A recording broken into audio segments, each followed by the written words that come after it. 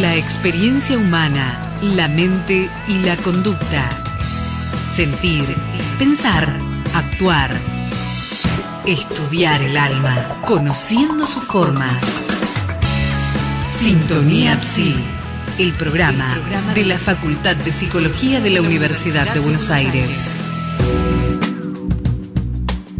¿Qué tal? ¿Cómo están? Buenas noches a todos, bienvenidos. Llueve en la ciudad de Buenos Aires, no tanto, pero llueve, las 9:03 de la noche. Como siempre, los acompañamos desde Radio UBA, la radio de la Universidad de Buenos Aires, hasta las 10 de la noche. Nos acompaña esta noche una invitada ya de la casa, es psicoanalista, es licenciada en psicología, es magíster en psicoanálisis, es doctoranda, docente regular de la Cátedra Primera de Adultos, coordinadora de la Práctica 822, cuyo nombre es el tratamiento del padecimiento subjetivo en la experiencia analítica, es directora de investigación UBACIT, autora de varios libros. En su momento, cuando ha estado con nosotros, me ha regalado un libro muy lindo que se llama Detrás del Espejo, y hemos también difundido varios de otros libros que ha escrito con otros autores, por ejemplo, Posiciones perversas en la infancia y otros libros más, y se llama Luján Yuale. ¿Cómo andas, Luján? Muy buenas noches, Lisandra, muchas gracias por la invitación. Ahí te subo el micrófono. Ahí estamos. ¿Cómo estás? Muy bien, la verdad, contenta de estar acá nuevamente, les agradezco mucho la invitación, siempre es una experiencia linda la de la radio. Sí, una maravilla. Creo hace 3 años, ¿no? Que habías venido. Y hace bastante. Pasa, ¿no? Sí, pasa. Después hablamos por teléfono en otras ocasiones. Sí, hace poquito, sí. Exacto. Qué maravilla. Bueno, me acuerdo, bueno, siempre es un placer, Luján, que estés con nosotros. Y justamente lo que se va acercando, de hecho, es bueno, antes que nada quiero saludar, porque yo la saludé a Luján, que ya es amiga de la casa. Uno tiene un cierto relax cuando viene una invitada que ya es de la casa. No digo que uno se ponga tan nervioso con los otros, pero ya es parte de la familia, Luján. Dolores, ¿cómo estás? Buenas noches. Jorge, buenas noches, bienvenidos. Me llamo Lisandro Cejas, y a los oyentes les doy siempre la bienvenida a la radio, a los oyentes nuevos, a los que los que nos acompañan hace ya 8 años que estamos al aire. 8 años, sí, que la facultad nos elige, nos vuelve a elegir, como repite, la repetición. Una buena repetición. Escuchame. Cosa que nos da muchísima alegría estar haciendo este trabajo. Bien, quería pasarte el teléfono de la facultad, de la radio. Vengo de la facultad de tomar examen. Uno queda así a esta hora, después de tomar parciales, queda con deterioro cognitivo. Ahí está el teléfono, 5285-5962 y 5285-5963. Tenemos un correo electrónico que es sintoniapsi@hotmail.com, y también nos escuchan por la web, que es www.ua.ar/Radio UBA. Y bueno, por empezar quiero preguntarte, Luján, ¿cómo estás? ¿Cómo han pasado estos 3 años? Luego vamos a lo académico, vamos a esta jornada. ¿Cómo estás? Muy bien, por suerte, trabajando mucho, haciendo muchas actividades. La verdad que han sido 3 años muy intensos, donde han habido muchos cambios, entre ellos, bueno, la apertura de una práctica profesional. Bueno, muy contenta, la verdad que terminando el doctorado, que es muy importante, ya entregando la tesis. ¿Ya entregaste la tesis? Ya entregué la tesis, ahora está en evaluación, así que hay que esperar. No, por una maravilla. Vamos en el momento culminante. Seguramente, claro, obviamente fecha todavía no tenés de defensa. No, está en evaluación. Esperemos que este año, supuestamente este año debería ya estar, ¿sí? Pero bueno, ya la tienen los jurados supuestamente. Una maravilla. Bueno, allí vamos a estar, debe ser por la mañana siempre. Seguramente, los viernes creo que suelen ser las defensas, así que sí, vengan a hacer compañía, sí, en ese momento. Y para vos es un logro de una temática que te acompaña, que te gusta. ¿Querés contar un poquito a la gente cuál es tu tema de Es un tema, si bien es un tema teórico, es un tema que tiene mucha incidencia en la clínica. Es en torno a la cuestión del goce del otro, que es un tema que Lacan trae a lo largo de su obra y que muchas veces los psicoanalistas tendemos a zanjar diciendo no existe el goce del otro. Ajá. Pero si Lacan se ocupó durante toda su obra de retomarlo una y otra vez, pareciera ser que no alcanza con decir eso. Y bueno, un poco la tesis trata de eso, de dar cuenta de por qué no alcanza con decir que no hay goce del otro y la diferencia con el goce femenino fundamentalmente. Es un trabajo de investigación profunda. ¿Hay aportes tuyos en esta tesis doctoral? Sí, es un trabajo de elaboración, de sistematización del término en realidad y de la noción y de la importancia que cobra hacia el final de la enseñanza en la localización de los nudos. Así que sí, tiene incidencias clínicas. No podemos pensar el fin de análisis sin recortar las particularidades del goce del otro. Por ahí es muy teórico, digamos, para el común de la gente, pero para nosotros psicoanalistas constituye una noción que hay que realmente articular y trabajar, digamos, y que se la ha como despreciado bastante, ¿no? En función de esto de que no existe, ¿no? Y el interés de esta temática que luego se plasma en esta futura tesis doctoral, ya lo venías trabajando, ¿viene justamente de tu experiencia clínica? En realidad sí, lo que pasa es que yo llego al tema del goce del otro a partir de empezar a trabajar o a preguntarme por la incidencia del goce en general, y un poco empezó, allá lejos y en el tiempo, cuando empecé a trabajar en relación al cuerpo en el autismo. Eso me llevó a trabajar la articulación entre cuerpo y goce, y a partir de ahí las distintas modalidades de goce que Lacan va recortando a lo largo de su enseñanza. Entonces, cuando uno empieza a leer, se da cuenta que, bueno, Lacan dice, sí, así como al pasar, el goce que no existe, pero en realidad dice también que la mujer no existe, pero que son reales y tienen cuerpo. Entonces, digo, en esa lógica es que tenemos que pensar las consecuencias clínicas que tiene el goce del otro, y sí, efectivamente, una de las formas, por ejemplo, es pensar al goce del otro como fantasmático. Entonces tiene una incidencia crucial, digamos, en la clínica, y sobre todo con qué se hace con eso al final del análisis. Hay muchos oyentes que son psicólogos y que pertenecen en sus estudios y su formación a la escuela de orientación lacaniana, a la escuela francesa, que pueden seguirte, Luján, con muchísima claridad. Otros muy poquito, en los que yo me incluyo, porque no tengo tanta profundidad teórica en eso. Pero cuando se habla de goce, ¿qué se entiende en psicoanálisis? Cuando se habla del goce y del goce del otro. Mira, esa pregunta, ¿qué se entiende por goce? Ya me la hiciste cuando vine a hablar de autismo y te dije que era una pregunta difícil. Así que, pero bueno, veo que insiste la pregunta.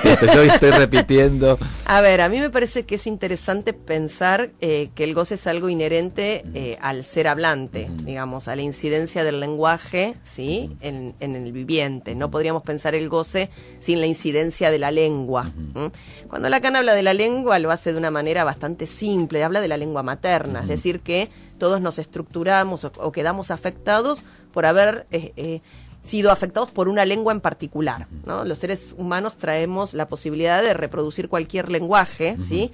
Pero sin embargo, a partir de escuchar una lengua específica, se cierra el sistema, digamos, ¿no? Y se privilegian ciertos sonidos por sobre otros.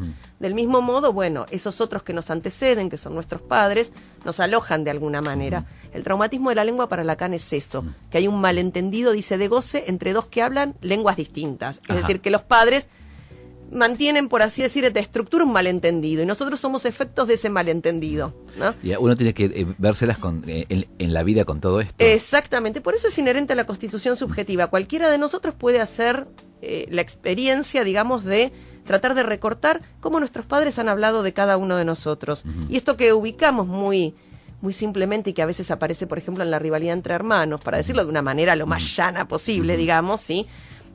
Bueno, no nos ubican de la misma manera a unos que a otros. Si hacemos la experiencia de cómo han hablado nuestros padres de cada uno de nosotros, vamos a encontrar que tenemos lugares diferentes, ¿sí? Para esos otros. Con el tema del goce, digamos, la cuestión central es pensar esto precisamente, que el goce es lo que el lenguaje inyecta en el cuerpo. Y tiene que ver, digamos, con la cuestión que vamos a plantear en relación a los afectos, que es el tema de la jornada. Porque Lacan lo que va a plantear es que es la lengua la que mete los afectos en el cuerpo. Es decir, que si estamos afectados de alguna manera, es por la incidencia de la lengua. Es interesante porque lo que Luján está diciendo es que, bueno, se va a generar dentro de poquito tiempo, el 3 de junio, a las 9:30 de la mañana y hasta las 4:30 de la tarde, que es un sábado, en la sede Hipólito Yrigoyen, Aula 14, es la primera jornada, por eso que es inaugural de varias que van a continuar seguramente en esta serie, la primera jornada de la práctica profesional, el tratamiento del padecimiento subjetivo en la experiencia analítica, que justamente tiene que ver con la coordinación de una práctica que es la 822, que te tiene como, obviamente, como cabeza allí.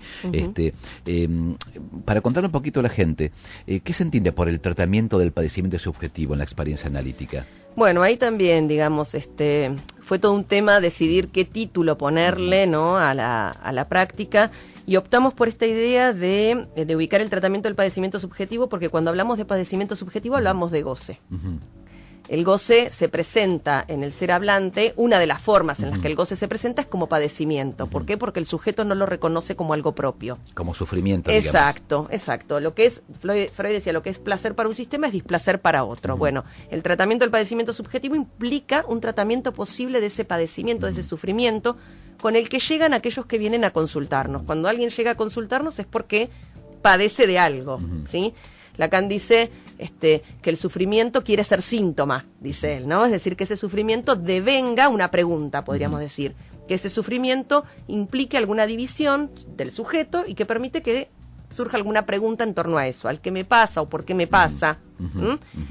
Y es en el marco de la experiencia analítica donde nosotros pensamos que puede ser un orientador ubicar y localizar ese padecimiento subjetivo, porque Lacan además señala que, pues él se pregunta, ¿no? ¿Qué derecho tenemos a intervenir?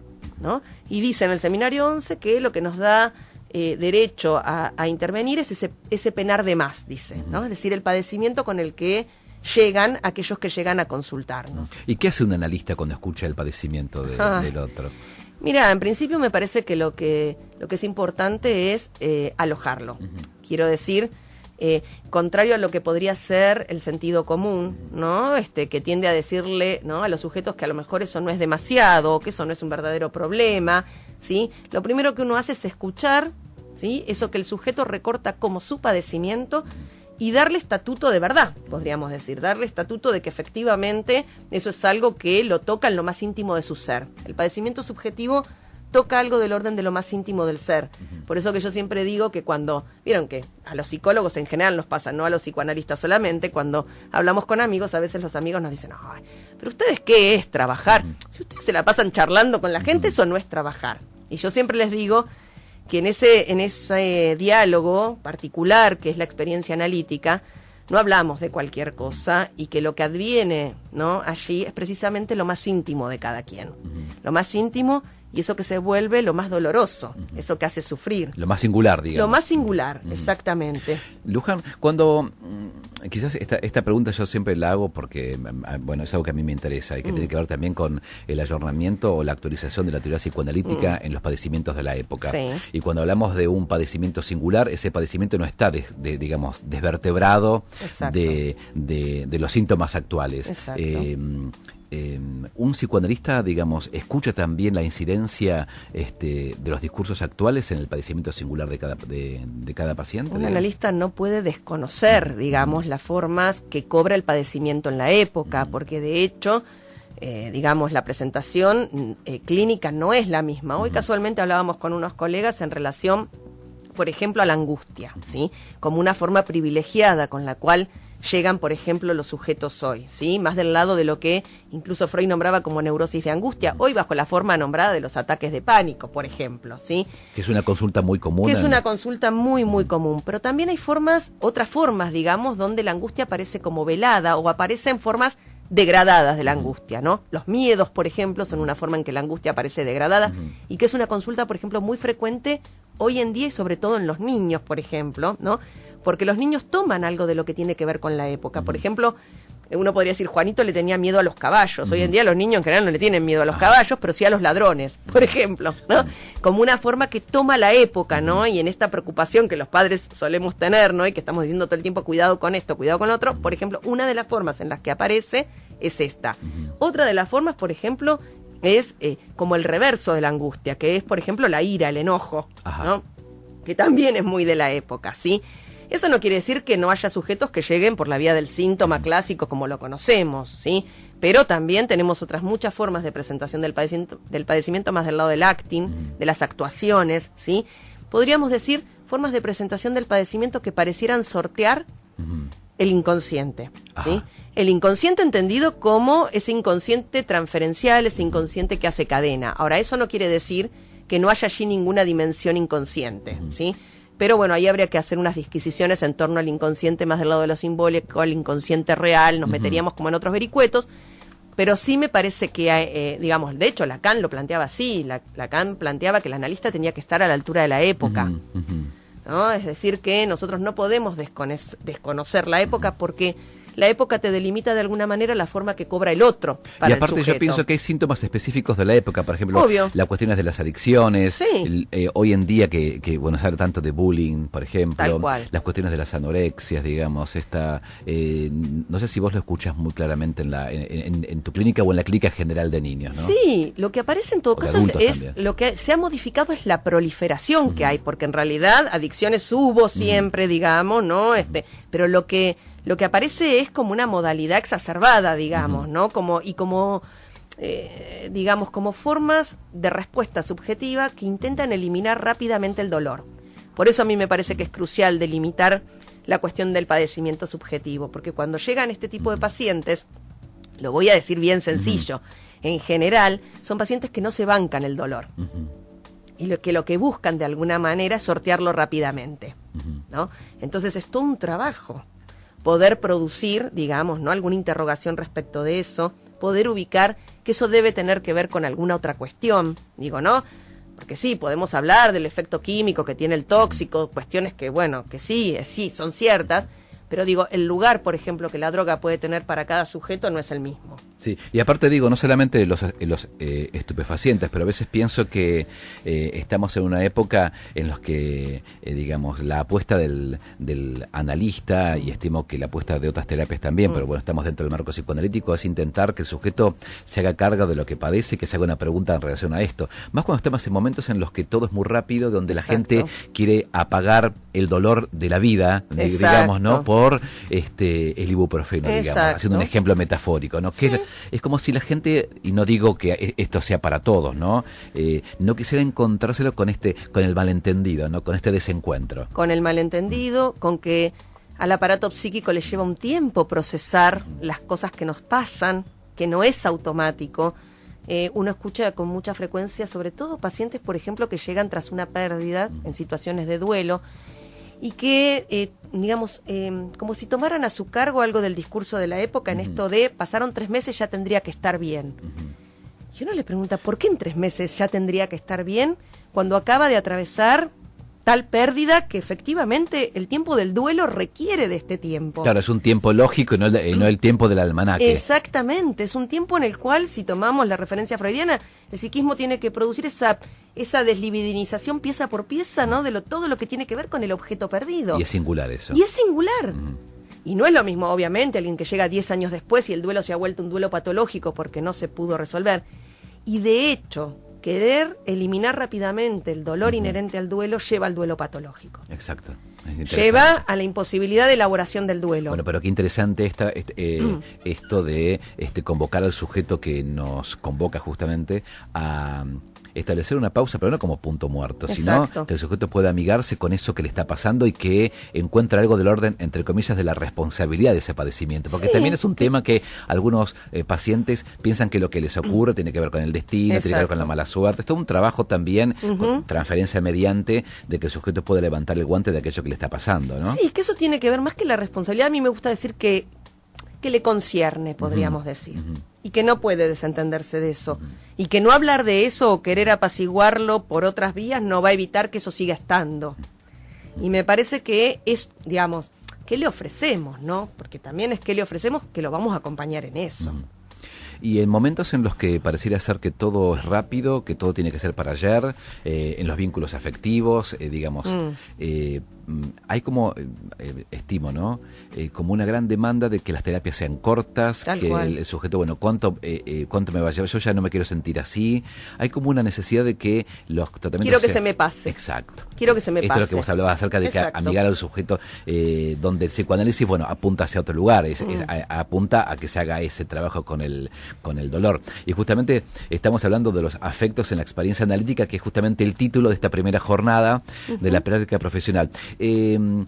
¿Qué expectativas tenés, Luján? Hay muchas. Porque es la primera jornada y para mí es un honor entrevistarte, porque ya el próximo año haremos la segunda, te entrevistaré luego por la tercera, pero esta es la primera y seguramente deben aparecer en tu corazón la presencia de un montón de maestras y maestros que te acompañan y otros que quizás ya no están, de los cuales vos, digamos, porque esta primera jornada es un homenaje a quienes te han formado, ¿no? Sí, fundamentalmente retomamos tanto en el título de la práctica como en el título de la jornada el tema de la experiencia analítica, que tiene que ver con lo que fue originariamente nuestra práctica, que era la práctica de Adriana Rubinstein. Un poco estas jornadas creo que están dedicadas a Adriana, y recuperamos la idea de experiencia analítica de ese título originario que tenía, ¿no?, la práctica en la cual participábamos, que era un acercamiento a la experiencia. Por supuesto que algunas otras personas están y van a estar ese día, ¿no?, de los que han sido referentes, Gabriel Lombardi, Leonardo Leibson, Tomás San Miguel, digamos, ¿no? Es gente a la cual yo les tengo profundo cariño y que además, bueno, hemos ido compartiendo distintos trayectos y momentos, ¿no?, de la formación incluso, qué sé yo, con Gabriel, obviamente desde fui alumna de la cátedra, así que te imaginarás que hace como 20 años de eso. Por eso mismo te preguntaba, digamos que estas primeras jornadas es el encuentro con los alumnos, con las temáticas que te rodean y que de las cuales vos venís investigando, pero al mismo tiempo es el encuentro y la discusión rica con amigos, y aparte con aquellos que, por ejemplo, no están. Adriana Rubinstein ha estado con nosotros acá en los estudios y por fuera del aire, cuando Luján venía, nos miramos y yo le hacía el comentario sobre Adriana, amorosísima Adriana, que ya no está con nosotros, pero sigue estando presente en todas estas enseñanzas. Así que va a ser más que interesante esta primera jornada. Si querés, Luján, podemos ir como paseando junto con los oyentes con lo que se van a encontrar. Bueno, dale. ¿Qué te parece? Justamente la primera mesa, que va a tener que ver con, a las 9:45 de la mañana y hasta las 11:15. Luego, obviamente, de la acreditación y a las 9:30 la apertura de un sábado 3 de junio, que justamente Luján recién hablaba acerca de la afectación del cuerpo en el ser hablante, una pregunta que a mí siempre me gusta hacer, más que interesante, y va a estar presente allí Graciela Campanella, Cristina Nocera, que van a presentar efectos subjetivos de una presentación de enfermos. Juliana Spert y Leila Wansek, espero haberlo dicho bien, sí, vulnerabilidad, la afectación del cuerpo en la infancia, y Silvina Galloro, presentación actuales del padecimiento subjetivo, que es justamente lo que veníamos charlando, exactamente, ¿no? Lorena Fernández, ¿cómo armaste cada una de las? Porque imagino que habrá habido un montón de trabajos, hubo que elegir un montón de gente. ¿Cómo fue que pensaste estas jornadas? Mira, en realidad lo que hicimos fue, en esta primera jornada, pensar distintas áreas que nos parecía que eran importantes que estuvieran en la jornada. La primera mesa tiene que ver con la investigación que estamos realizando, a la cual dirijo, y es una investigación en la que participan docentes de la práctica 822 y docentes de clínica de adultos. Por ejemplo, Graciela Campanella y Cristina Nocera son de clínica de adultos, y las otras tres, Juliana Spert, Leila Wansek y Silvina Galloro, son docentes de mi práctica. Y venimos trabajando esta cuestión de cómo el cuerpo, los distintos modos en los que el cuerpo puede presentarse afectado: inhibición, síntoma, angustia, acting out, pasaje al acto, síntomas actuales, ¿sí? O patologías actuales, como los querramos llamar. Y decidimos en ese punto hacer una transmisión de lo que es la investigación y de las consecuencias clínicas que tiene esa investigación, porque, por ahí muchos no saben, pero durante mucho tiempo se ha hecho una transmisión del psicoanálisis que, a mi entender, ha sido errónea, que es la idea de que el psicoanálisis solamente se ocupa del significante. Y en Lacan eso nunca fue así, digamos, que Lacan privilegiara el registro de lo simbólico en su disputa con los posfreudianos no implicó que él no pensara la dimensión del cuerpo. Desde el momento en que él tomaba los tres registros, lo imaginario, lo simbólico y lo real, el cuerpo estaba comprometido en la experiencia analítica. Siempre, digamos. Siempre. Entonces a nosotros nos interesa como pensar esa juntura entre el cuerpo y las palabras, ¿no? Porque de hecho, de alguna manera, no hay forma de pensar nuestras intervenciones sin esa juntura. Entonces la primera mesa la propusimos desde ahí, digamos, es un buen arranque, digamos. Es un buen arranque, tiene su condimento. El primer trabajo va a trabajar sobre el tema de la psicosis y sobre un dispositivo precioso que es el de la presentación de enfermos. Contale un poquito a la gente que no sabe, que no tiene ni idea de lo que es la psicología o el psicoanálisis. ¿A qué se llama presentación de enfermos? ¿Dónde ocurre? ¿Cómo ha surgido? Bien. Las presentaciones de enfermo en realidad son un dispositivo muy, muy viejo que utilizaban los psiquiatras clásicos, ¿sí? Pero una finalidad didáctica. Con una finalidad didáctica donde se entrevistaba a un paciente, ¿no? El psiquiatra entrevistaba a un paciente y generalmente trataba de dar cuenta de alguna cuestión en particular a los fines del estudio de la patología. Con Lacan, las presentaciones de enfermo cobraron otro matiz, que era la de darle la palabra al loco, de devolverle la palabra al psicótico, ¿no? Las presentaciones de enfermo son un dispositivo sumamente interesante si se lo hace desde esta perspectiva que apunta fundamentalmente a que el paciente psicótico extraiga algún saldo subjetivo para él de esa presentación. ¿Esto era delante de colegas, se de hace alumnos? Una entrevista, claro, por supuesto que se invita al paciente está de acuerdo con ir a esa entrevista, donde hay sí un público, podríamos decir, pero es un público que no participa. O sea, es un público que está allí, escucha, pero la entrevista es dirigida por un analista. Solamente una sola persona le hace a ese enfermo, entre comillas. Exacto. Y y es muy interesante los efectos que allí se producen, digamos, cómo se van produciendo a veces efectos de significación, la posibilidad de que algo que quedaba totalmente como un síntoma sin ningún sentido se abroche de alguna manera. Realmente se producen efectos sumamente interesantes en esas presentaciones. El segundo tiene como Otro sesgo, que es trabajar el problema de la vulnerabilidad, tomando fundamentalmente en nuestro campo la vulnerabilidad subjetiva, es decir, tiene que ver fundamentalmente con las cuestiones ligadas al desamparo inaugural, ¿sí? Okay. Y cómo el cuerpo queda afectado por algo de eso, ¿sí? Y el tercero, bueno, toma la vertiente de las presentaciones actuales, que es lo que estuvimos conversando recién, y trabaja también un caso clínico. Ahí ya a las 11:15 y hasta las 2:45 aparece el panel central, ¿no? Sí. Que es justamente el que le da el título a esta primera jornada, los afectos en la experiencia analítica. Aparece Leonardo Leibson, que ha estado con nosotros aquí alguna vez. Para la poesía se necesita un cuerpo, al menos uno, dice. Gabriel Lombardi, por supuesto, lo que resta de la pasión. Y Tomasa San Miguel, que ha venido también ya hace un tiempo. Siempre cuando hablo de Tomasa sonrío porque es tan agradable y tan risueña, sí, claro, y tiene una profundidad teórica maravillosa como todos aquí.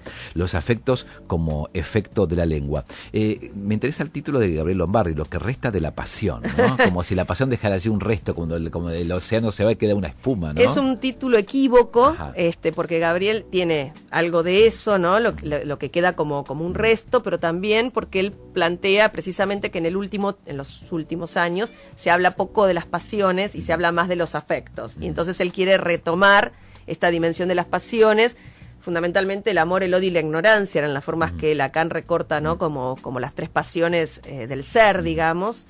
Y bueno, iba a retomar algo de eso para hacer ahí alguna distinción. No sé muy bien cómo lo va a tomar, sorpresa. Habrá que ir. Hay que ir ahí. Hay que estar allí. Hay que estar ahí.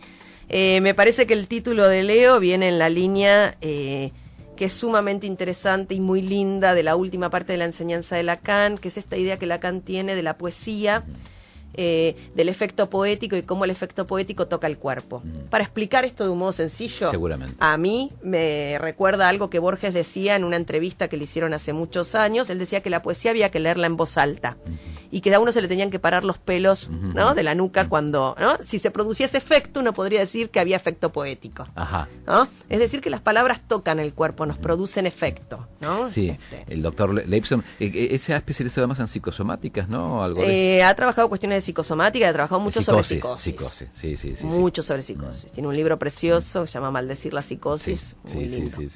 Bueno, a la 1:45 y hasta la 1:15, es media hora, llega el break. Bueno, luego de toda una mañana discutiendo estas temáticas. Un cafecito, algo cortito. Porque, muy bien. Un break donde seguramente aparecerá la posibilidad de charlar con los colegas, reencontrarse, porque es un encuentro muy lindo para los colegas y para los alumnos, por supuesto, porque es un lugar de discusión. Estimo que se va a llenar de alumnos, de egresados también, de aquellos que quieran ir profundizando algunas temáticas. Muchos de los invitados son ex profesores nuestros, y entonces este es un espacio para volver a encontrarlos, ¿no? Exactamente. Qué mejor. Bien, la mesa número 2 a la 1:15, ¿por qué un analista? Una pregunta muy cortita que me va al núcleo, ¿no? ¿Por qué un analista? Y más en esta época. Y ¿no? más en esta época. Bueno, ahí los tres que presentan son tres exalumnos de la práctica, ¿sí? Que son Pablo Agarina Casato, espero haberle nombrado bien el apellido, porque tiene un apellido difícil, Nuria Carro y Estefanía Tinguitela. Los tres han pasado, digamos, por distintas instituciones y han trabajado algún material clínico, recortando esta particularidad del padecimiento subjetivo. Y bueno, y ubicando precisamente algo de esto, ¿no? ¿Por qué un analista allí? ¿Cuál es la importancia de que un analista escuche, digamos? ¿Qué es lo que hace a la diferencia con otras formas de escucha, digamos, ¿no? Que no son ni mejores ni peores, sino distintas, ¿no? Que escuchamos como analistas. Y bueno, a ellos los invitamos. Es interesante porque quizás tiene que ver con esto de avalar el padecimiento, generar una pregunta. Exactamente. Urgencia subjetiva, tiempo, demanda y acting now.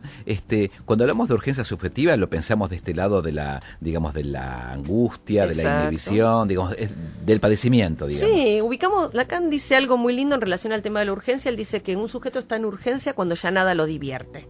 Es decir, uno podría decir cuando no encuentra nada del placer, ¿no? Ahí hay un puntito, ¿no? Donde uno podría decir puede soltarse de algo del orden de la vida, ¿no? De la vida, de lo vital.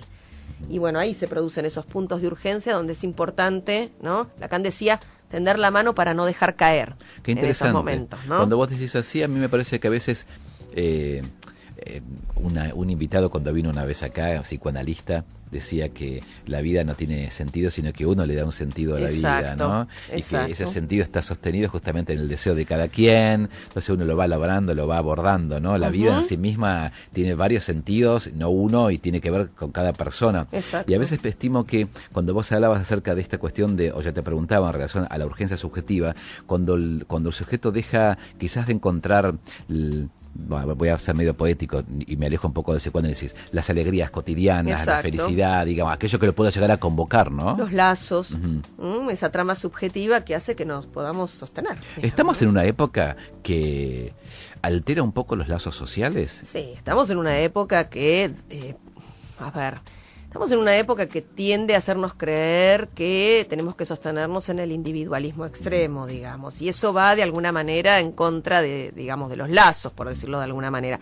Pero yo no soy pesimista en ese sentido. Yo creo que todas las épocas han tenido sus cosas buenas y sus cosas malas, y creo que los sujetos hacemos mucho, digamos, ¿no? Para enlazarnos con otros. Y bueno, y me parece que en eso el psicoanálisis tiene mucho para decir, ¿no? Lacan decía que el capitalismo dejaba por fuera las cuestiones del amor, precisamente, ¿no? Y bueno, y me parece que el psicoanálisis tiene que ir a contrapelo en ese sentido, ¿no? A poder restituir algo del lazo amoroso en el buen sentido, ¿no? Sí, no, cuando vos hablas del discurso capitalista, yo me imagino que creo que era una frase de Lacan, que como que intentaba ese discurso, el capitalismo, ¿no? Un sujeto tras otro, como si fuera un camino de hormiguitas, ¿no? Como si no hubiese allí, como si estuviese borrada la singularidad. Exacto. ¿no? Sí, la singularidad y la posibilidad del deseo, y esto de estar, de soportar que no hay ningún objeto que nos va a colmar. Eso no quiere decir vivir infelices, ¿no? Sino más bien hacer de esa división subjetiva una causa de deseo. Digo, hay que hacer como esa torsión. Digamos, la época nos empuja a creer que necesitamos tener tal o cual cosa para ser felices. Sí, es como digamos, un empuje constante al consumismo, exacto, ¿no? Al consumo y a creer que esos objetos nos van a taponar el problema existencial, ¿no? Ese dolor existencial, esa terrible condición de ser humano que decía Lacan, ¿no? Ningún objeto nos va a taponar eso. Los quitapenas. Exacto. Por eso digo, esta pregunta, ¿por qué un analista ahí? Me parece que es como tirar una red en sentido de poder rescatar al sujeto de estas pérdidas constantes que a veces algunos discursos intentan como abrumarlo y rescatarlo más nodal que es su ser y estar en el mundo, ¿no? Exacto. Porque a veces uno se la pasa toda la vida sin saber qué uno quiere, ¿no? Exacto. Digamos, hasta poder sacar eso de la penumbra es un tiempo. Y lo tomamos en relación a un texto de Adriana Rubinstein que trabaja el psicoanálisis en el hospital, y entonces ¿por qué un analista ahí? ¿No? Bueno, sí. Es un recorte de eso. Está muy bien lo que decís. Yo le decía a Luján que yo cursé una especialización en psicología clínica con tendencia psicoanalítica, y hace un montón que no estoy presentando ese trabajo, y acabo de leer el trabajo que ¿Sí? Parece como una conexión. Sí, es más que interesante. Bien, vamos, bueno, y Marisa Rubín es la coordinadora. Va a estar coordinando esta cuestión. Hay un trabajo que todos son interesantes, pero me parece que te toca de lleno en relación a que vos sos una psicoanalista que ha abordado mucho las cuestiones de la infancia y del autismo. De hecho, has escrito un libro, Detrás del espejo. Estefanía Tinguitil habla desde la invención hacia el autismo, pensando modos de acercamiento. Y me llama la atención de qué invención se habla allí. Bueno, creo que tiene que ver fundamentalmente el trabajo está hecho a partir de la experiencia de haber pasado por el Hospital de Día Mafalda, que es un hospital de día que funciona en el Hospital Álvarez. Ajá. Y que está dirigido específicamente a niños que padecen autismo. Autismo y psicosis infantil, digamos, ¿no? Las patologías graves en la infancia.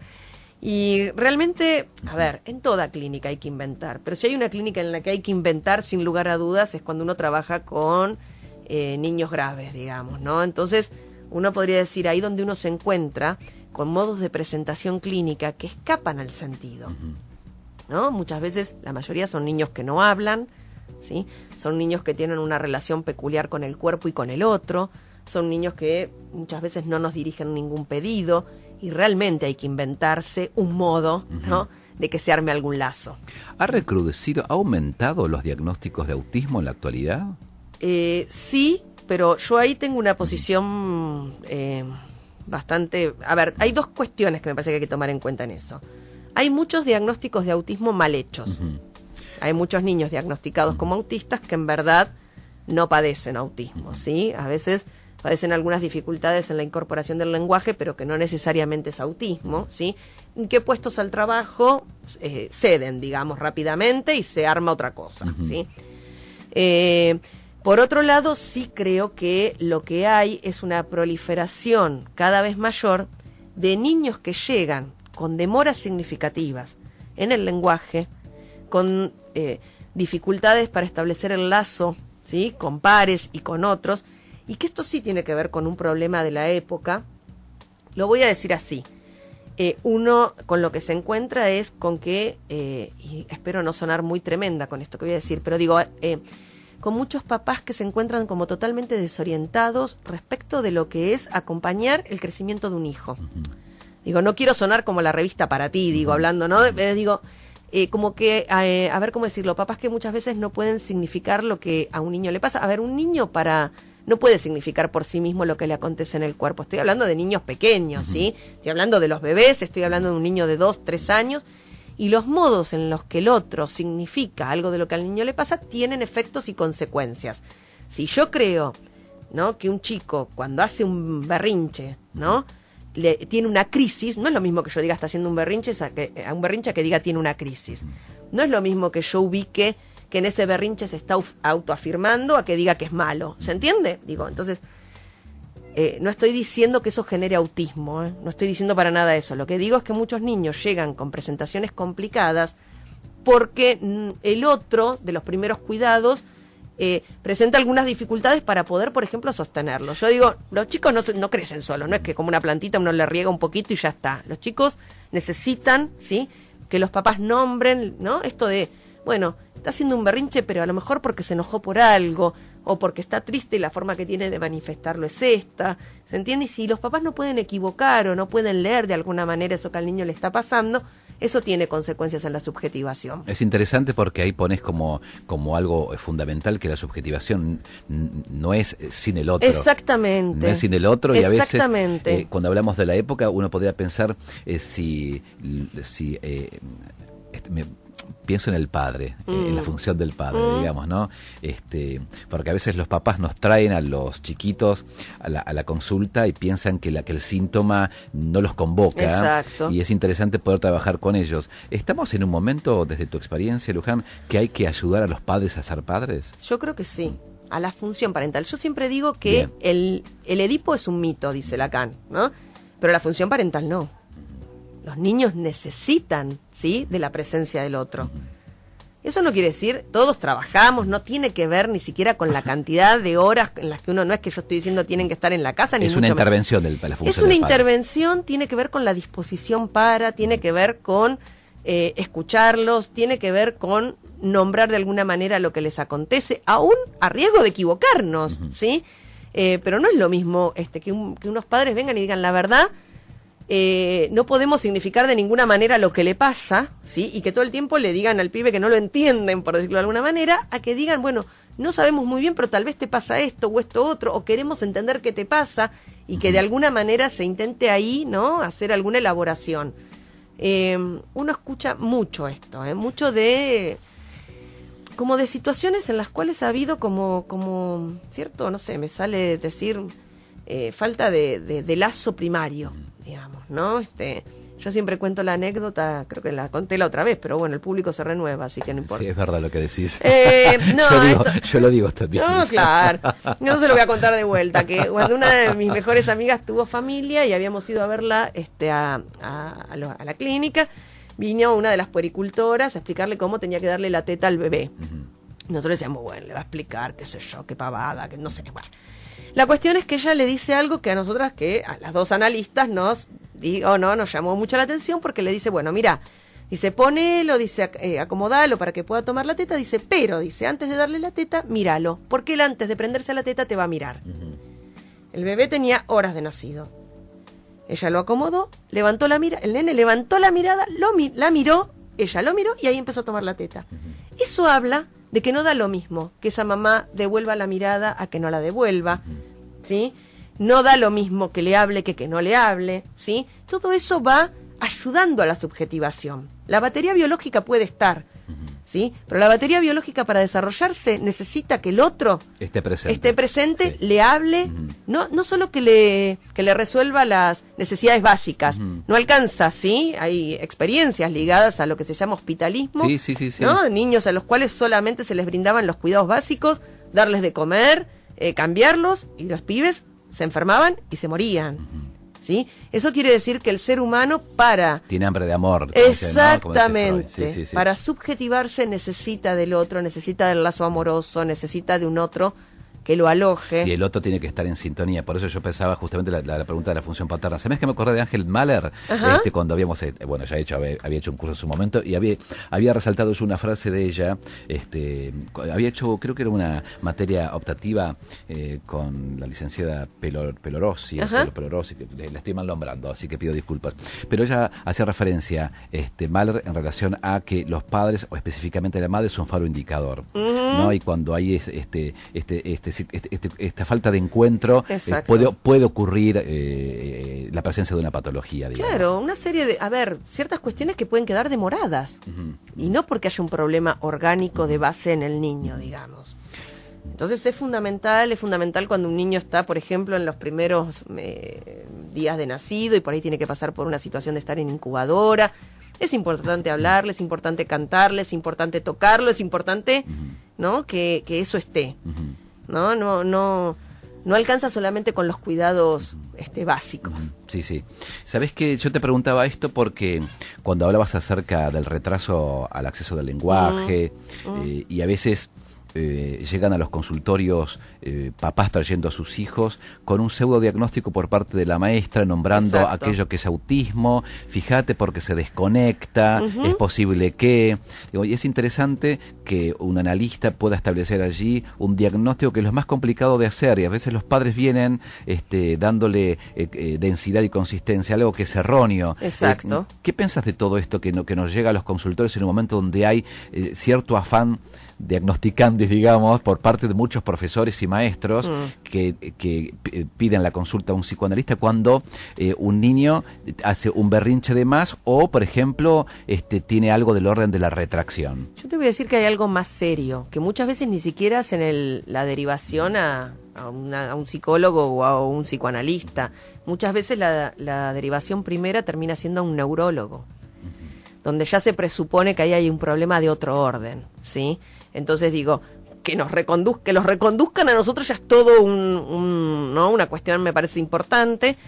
Y yo lo que les suelo decir a los papás es que hay que darse un tiempo. Quiero decir, que no podemos basarnos solamente en los fenómenos, que no podemos... Es como pensar que un determinado síntoma, como por ejemplo la tos, es indicio de una única enfermedad o de un único problema, ¿sí? Y la tos puede ser indicio de un montón de problemas o de un montón de situaciones. Entonces yo siempre lo que les digo es esto, que en principio, por lo menos lo que yo hago es tener una entrevista en principio con los papás, que ellos me cuenten si a ellos les preocupa lo mismo que ver la escuela o no, porque a veces también hay disidencias, no siempre... y después me tomo el tiempo de ver a ese niño, de trabajar con ese niño en varias entrevistas. Pueden ser 4, 5, 6, y después nos volvemos a juntar. Y en función de eso pienso una primera devolución, porque digo, ya ahí uno puede empezar a localizar si efectivamente hay una dificultad en el lazo en términos de un rechazo a entrar en lazo con el otro, ¿sí? U otra cosa, digamos. U otra cosa, o que no te da bolilla cuando no quiere darte bolilla, y ahí hay otra cuestión, digamos, ¿no? O que se desentiende cuando algo no le interesa, y es otra cuestión también, digamos, ¿no? Y Luján, desde tu experiencia, que es una pregunta muy amplia, y pido disculpas, es muy amplia, ¿no? Pero cuando estamos hablando de la época, hablamos de la infancia, ¿no? Y hablamos de la niñez, que no es lo mismo. Vos... ¿qué tipo de padecimiento escuchas por los cuales los niños llegan al consultorio? Porque una cosa es algo por los cuales los adultos padecemos, ¿no? Sí. ¿Y los niños? ¿Qué podés escuchar? Bueno, en los niños hay distintas cuestiones, digamos. Muchos llegan, en esto que decíamos recién, por demoras en las adquisiciones esperables para la edad, en relación al lenguaje y demás. Muchos niños llegan, lo voy a decir así, por dificultades en la regulación del cuerpo, ¿no? Niños cuerpos que se presentan como desbordados, podríamos decir, y que no se ajustan, ¿no? Porque pegan, empujan, escupen, porque pegan, exactamente, entre comillas, porque se portan mal, fundamentalmente, ¿no? Lo que aparece como forma coloquial en lo que esto se presenta, ¿no? Muchos otros llegan por miedos, ¿no? Esas son las problemáticas más generales. Enuresis, encopresis, ¿sí? Son las problemáticas más comunes, digamos, ¿no? O porque no presta atención. Y ahí también hay todo un tema, ¿no? Porque se ha hecho de eso también una cuestión, ¿no? Donde todo niño que no presta atención es porque tiene un problema o un desorden a nivel... Como que hay una estigmatización, digamos. Exacto. Y en realidad, qué sé yo, los pibes cuando uno empieza a escuchar, muchas veces, no sé, la otra vez un pacientito me decía algo así como... Pues yo le decía, bueno, pero ¿y cuando te distraes, en qué pensás? Y él me decía, ¿no? Que en la escuela, en determinado momento, él se distrae. Entonces yo le digo, bueno, ¿y en qué pensás cuando estás distraído? Porque Juan Bassen tiene un libro que habla, ¿no? del problema supuesto del déficit de atención y se llama la atención que no se presta. Y él dice entonces que la atención que no se presta a determinada cuestión es porque se la está prestando a otra, ¿no? Entonces yo le preguntaba, bueno, ¿y vos en qué pensás en ese momento? Y él me decía, y yo miro por la ventana y pienso, qué lindo sería ser libre.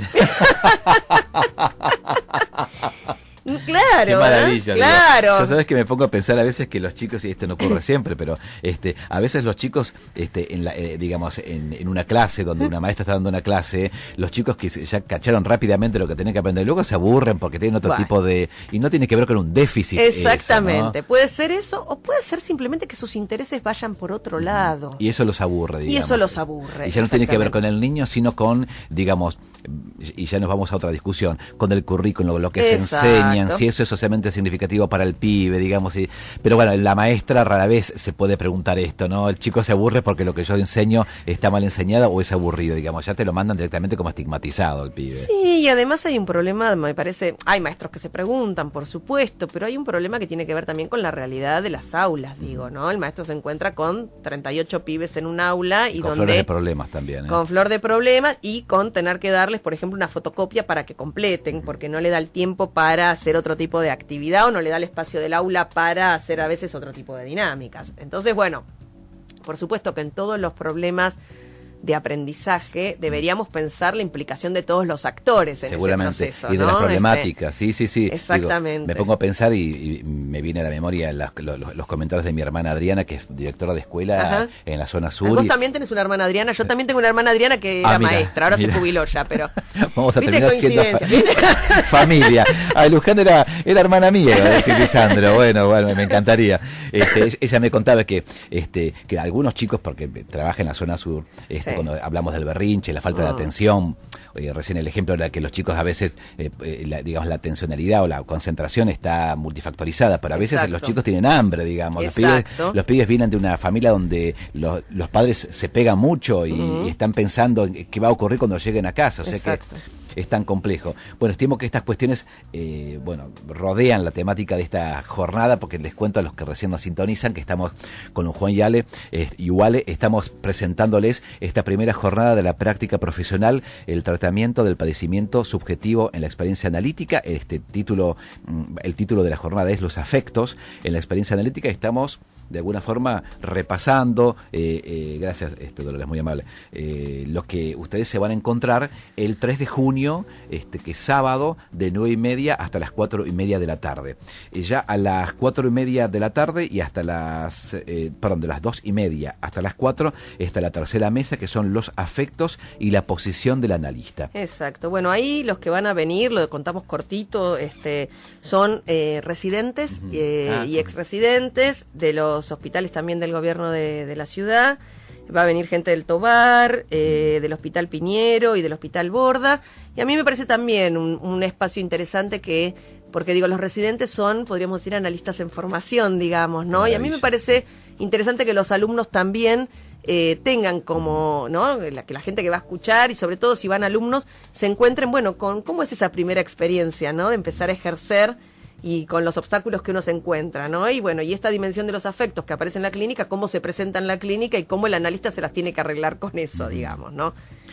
a las 4 de la tarde ya hay hasta las 5:30, bueno, el panel de cierre, Exacto. el título es El padecimiento subjetivo en la clínica con niños, que de alguna forma lo veníamos charlando recién. Exacto. Lo coordina Mónica Rodrigo, Mariana Martínez Liz, Padecimiento y Desamparo, Guillermo Grosso, La responsabilidad en el análisis de un niño, y Luján Yuval, por supuesto, ahí ayúdame. El fenómeno psicosomático. Cuando el síntoma no alcanza. Exacto. Yo recién cuando comenzamos había hablado de la responsabilidad, ¿no?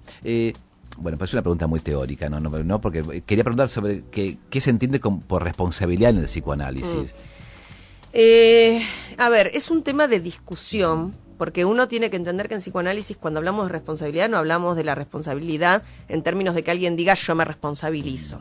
Porque alguien puede decir eso y que eso sea un enunciado vacío. Como hacerse cargo de, digamos. Claro, bueno, alguien puede decir yo me hago cargo y después que las palabras se las lleve el viento, digamos, ¿no? Cuando hablamos de responsabilidad me parece que es ubicar ese punto en el cual el sujeto efectivamente se encuentra concernido y no puede desentenderse de eso, ¿sí? Que eso que le pasa le concierne, ¿sí? La responsabilidad en ese punto se diferencia de la cuestión culposa, digamos, ¿no? Apuntamos a distinguir una cuestión de la otra, ¿no?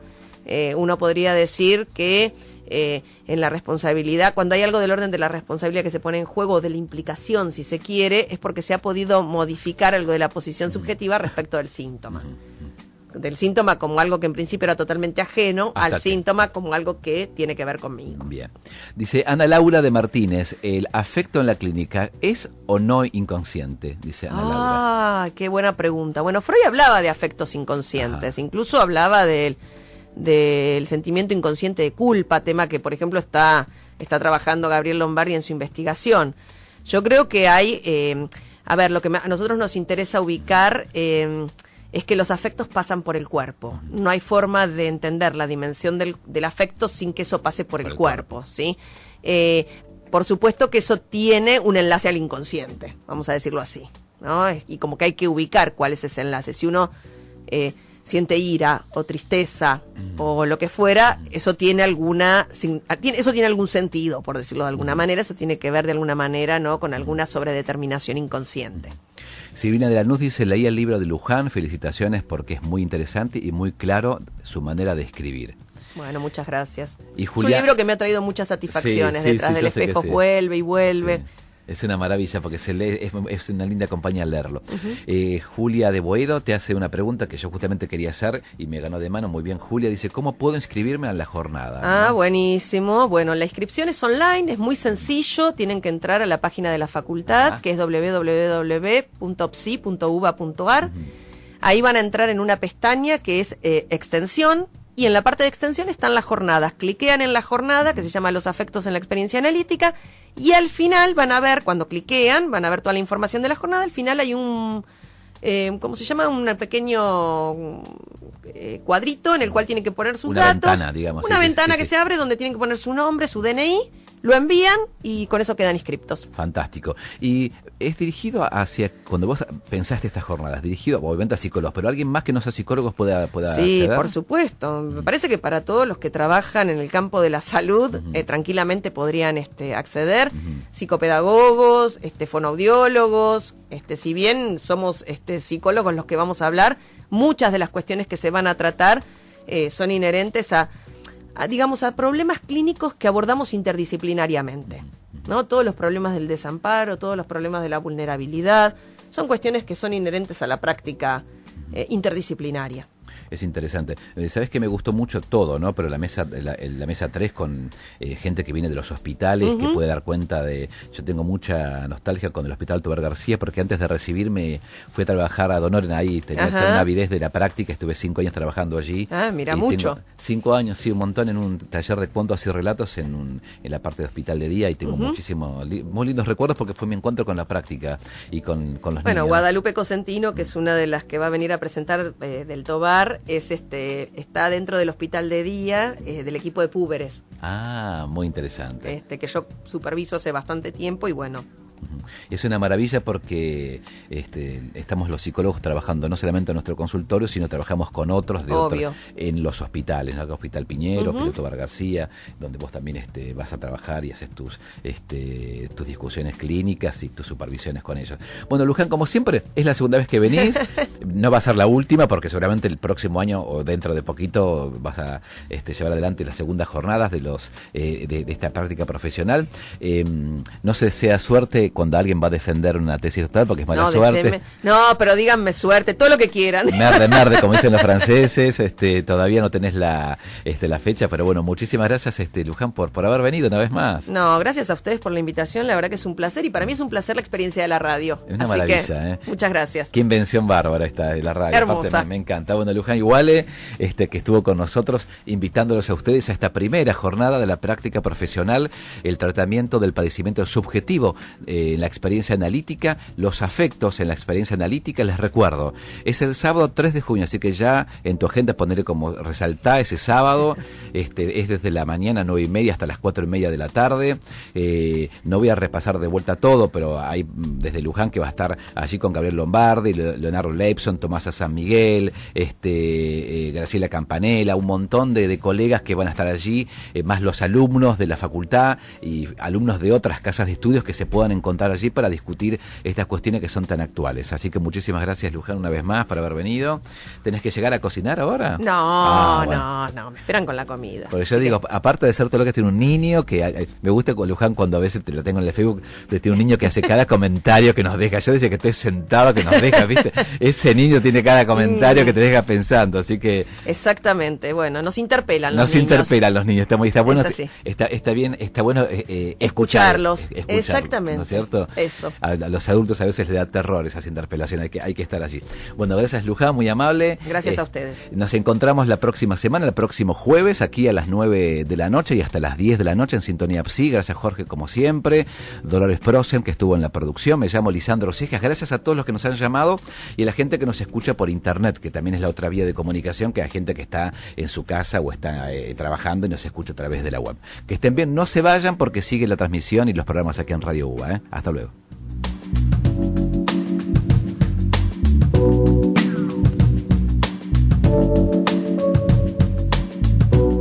Sintonía Psi, el programa de la Facultad de Psicología de la Universidad de Buenos Aires.